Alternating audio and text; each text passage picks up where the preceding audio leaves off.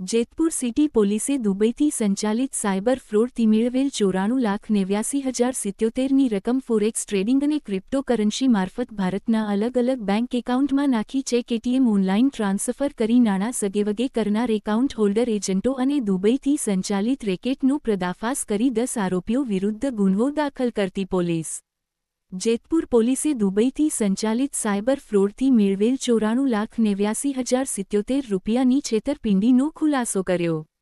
City પોલીસે cyber ક્રાઇમના ગુનામાં વપરાતા મ્યુલ બેંક એકાઉન્ટ કૌભાંડનો પર્દાફાશ કર્યો. જેતપુર પોલીસે સમન્વય અને એનસીસીઆરપી પોર્ટલનો ઉપયોગ કરી મ્યુલ બેંક એકાઉન્ટ હોલ્ડર પ્રાથમિક તપાસ કરી તપાસના આધારે ગુનેગારો અને એજન્ટ વિરુદ્ધ કરી કડક કાર્યવાહી. આરોપીઓએ આર્થિક ફાયદા માટે એજન્ટો સાથે મળી સાયબર ફ્રોડથી નાણાં મેળવ્યા.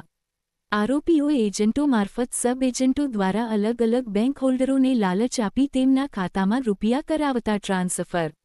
આરોપીઓ રૂપિયા ચેક અથવા એટીએમ દ્વારા રોકડ ઉપાડીને આંગડિયા મારફત રૂપિયા મેળવતા. જેતપુર પોલીસે mule bank account holder cyber ફ્રોડથી મેળવેલ રૂપિયા સગેવગે કરનાર એજન્ટ સહિત કુલ 10 આરોપી વિરુદ્ધ ગુન્હો દાખલ કર્યો.